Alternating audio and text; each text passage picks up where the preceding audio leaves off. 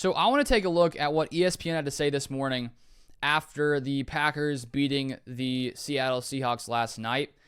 And it was on Get Up earlier today, and I'll leave the link in the description. But here's where it starts. The question asked is around the lines of, should the Packers be in conversation of teams to make deep playoff runs? Teddy Bruschi says, yes, they should, definitely should. This is when we started to see it last year when Jordan Love started to get hot, started to play good football. I mean, they have a defense that has some great young players. That Cooper kid, Evan Williams, they're making big plays. I mean, it's running the football also with Josh Jacobs. How important is that, Wood? And then Damian Woody says, Green Bay has the most diverse running game in the league. Their design and the things they're doing in the run game, no one's doing. They run the football with authority. And when you talk about a team that's going to go into the playoffs and could possibly go deep, that's a team right there in the Green Bay Packers. As long as their quarterback takes care of the football, you don't want to play the Green Bay Packers. And that's the biggest thing the past 4 weeks is Jordan Love's ability to make smart decisions, not put the ball in harm's way. I mean, there haven't been many bad decisions Jordan Love has made. He's played very, very clean football. And when you have the defense forcing a lot of turnovers like they did against the Seahawks, 2 interceptions, one by Valentine, one by Edgerrin Cooper, that's a formula for success. And once again, Jordan Love come December, late November, December, just like last year, he is playing some of his best football. Then from Rex Ryan, one thing I noticed what they do, they use that motion. You talked about being creative in the running game. They do so much motion and shifts in motion and things. And so they get you kind of on your heels, so you got to be thinking. You're not quite as aggressive. The other thing is they create big plays. This is a top 5 offense in the league in creating big plays, and I think that wins in today's game. They're also at the same time avoiding negative plays, like that pass protection. We saw it. D-Wood, you talked about it, how clean that pocket was. And so the Packers offense is one of the best in the league. It was down the stretch last year as well, in large part due to Jordan Love being an elite quarterback. The Packers paid him $55 million for a reason.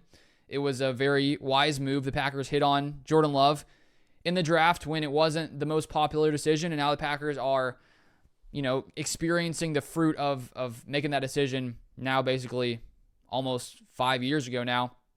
And so when you look at the Packers offense, I think that they have, pretty much every aspect of the offense is very strong.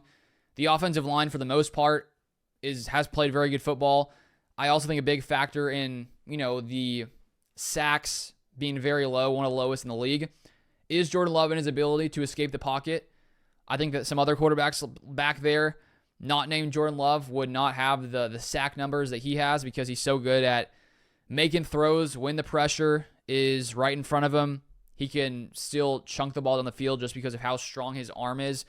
So you got an elite quarterback, you got an elite running back. Your running game is one of the best in the league, has been all season long. And when you pair that with the weapons the Packers have on offense, this is an offense that is very difficult to stop. They put up 30-plus points in 4 straight games. And my thing is for this Packers team is if the defense can show up like they did against the Seahawks, this is a team that's tough to stop. The thing is with the Packers defense, against some of the top-tier offenses, they've struggled.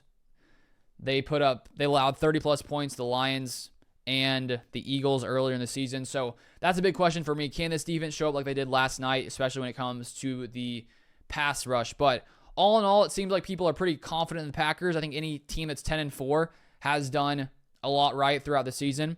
And I do think that this is a team that can beat anyone. The question is, will all the pieces come together when they need to, and can they consistently do it on the road? I think the answer is they can, but now it sort of comes down to watching it play out the rest of the year. Only 3 games remaining. But those are my thoughts. If you want more Packers content, feel free to subscribe down below, and I'll see you guys next time.